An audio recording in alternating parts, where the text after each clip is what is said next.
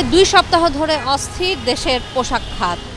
শনিবার ব্যবসায়ীরা মত বিনিময় শেষে জানালেন, রোববার থেকে চালু হওয়া কারখানায় যদি ভাঙচুর হয় তাহলে অনির্দিষ্টকালের জন্য বন্ধ করে দেওয়া হবে কারখানা। সরকারও বলছে এবার তারা কঠোর হবেন। আমাদের কথার আজকের আয়োজন আজ এ নিয়েই, সঙ্গে আছি আমি কিশোর জাহান। সাধারণ মানুষের কথা শুনবো, তার আগে দেখবো এ নিয়ে প্রচারিত একটি প্রতিবেদন।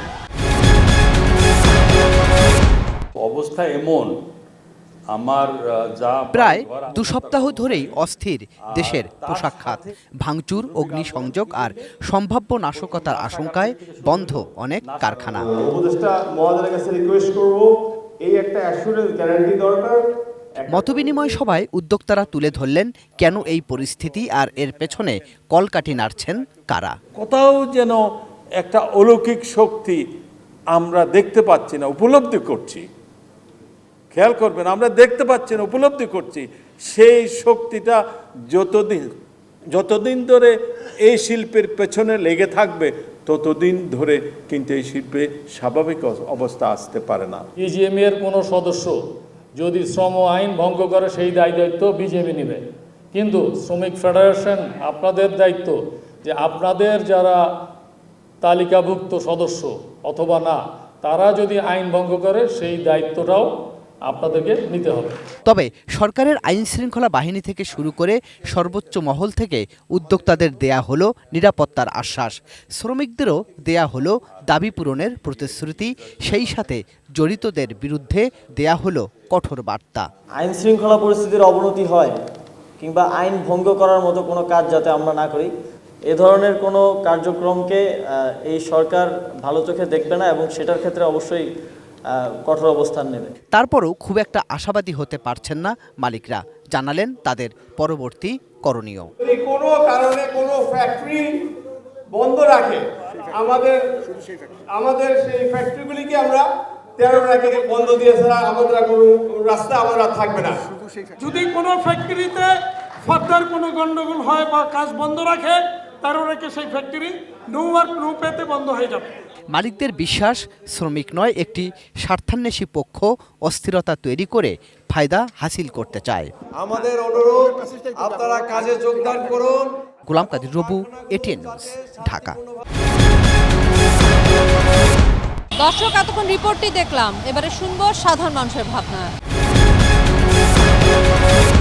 যেহেতু শ্রমিকরা তাদের পেট চালার দরকার, তাদেরও বেঁচে থাকার দরকার, আর সরকারের পরিস্থিতিও তো দেখতে হবে যে সে নতুন সরকারের সাথে কী করতেছে না করতেছে, সে জনগণের জন্য ভালো জন্যই করতে আছে।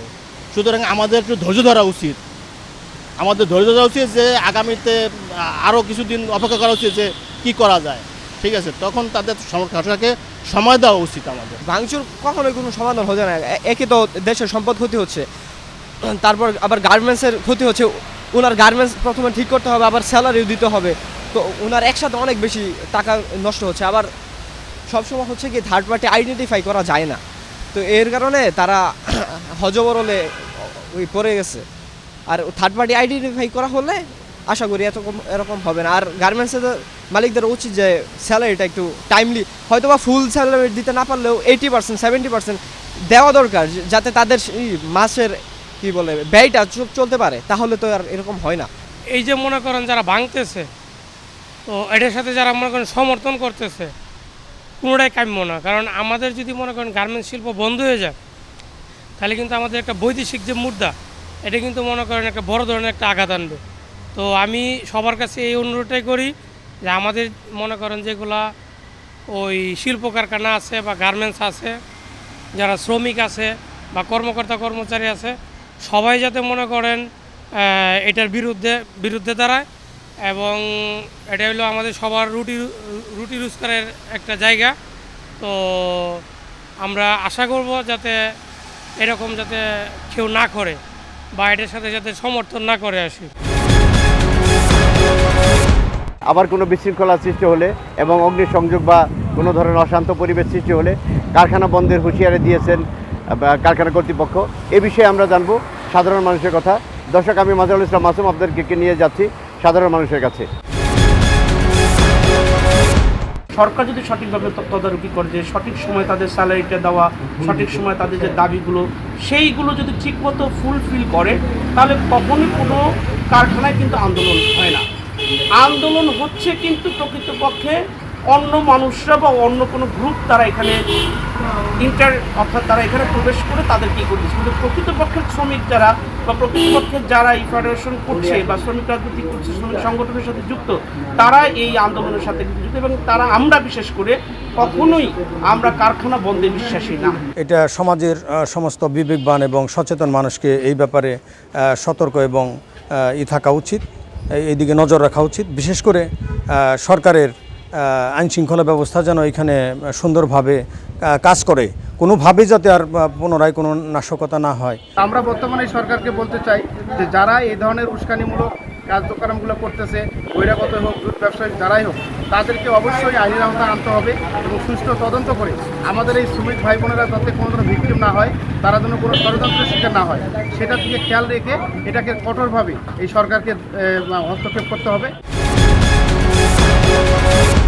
গার্মেন্টস বন্ধ করে দিয়ে সকল সমস্যার সমাধান করা যাবে কি না, এটা নিয়ে কি ভাবছেন নারায়ণগঞ্জের সাধারণ মানুষ, সেটি আজকে তুলে ধরছি আমাদের কথায়। গার্মেন্টস সেক্টর একটা এই দেশের একটা অন্য অর্থনৈতিক একটা উপার্জনের একটা অংশ, এবং এখানে হাজারো মানুষ, লক্ষ কোটি মানুষ এই অর্থ উপার্জনের মাধ্যমে বেঁচে থাকে। এটা যদি বন্ধ হয়ে যায়, আসলে আমাদের দেশের অবস্থা এবং মানুষের স্বাভাবিক জীবনযাপন অবস্থাটা বিঘ্ন ঘটবে। আমি মনে করি আসলে এটা না করে সবাই বসে সমন্বিতভাবে সমন্বয় করে বসে আসলে কী করলে আমরা ভালো থাকবো, দেশ ভালো থাকবে, জাতি ভালো থাকবে এবং দেশ ভালো থাকবে, এই চিন্তা ভাবনাটা করা উচিত। দুই পক্ষের শ্রমিক এবং মালিক পক্ষে উভয়ে বসে সমাধানের একটা থাকবে এখানে। কিন্তু এখানে মালিক পক্ষ যে বলতেছে যে যদি তারা শ্রমিকরা যদি আন্দোলন করে তাদেরকে চাকরিচ্যুত করা হবে, এটা আসলে কোনোভাবেই কাম্য নয়। মালিক পক্ষেরও আমি মনে করি মালিক পক্ষেরও এখানে গাফিলতি আছে। যদি তারা শ্রমিকদের সাথে বসে বা তাদের সমন্বয় করে যদি এইগুলি করতো, তা আলোচনা করতো, তাহলে আর এই পর্যন্ত এখানে আসতো না। দাবি দেওয়া সব কিছু মেনে নিয়ে তারপর হলো মালিক পক্ষরা সবাই মিলে একটা সিদ্ধান্ত আসে যে কী করা যায়, কীভাবে করলে জিনিসটা ভালো হয়। এইভাবে আমাদের গার্মেন্টস সেক্টরটা বাঁচিয়ে রাখতে হবে।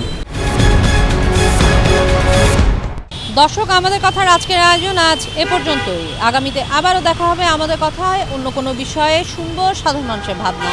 সে পর্যন্ত আমি কিসমত জাহান আপনাদের সবার কাছ থেকে বিদায় চেয়ে নিচ্ছি। সবাই সুস্থ থাকুন, ভালো থাকুন, চোখ রাখুন এটি নিউজের পর্দায়।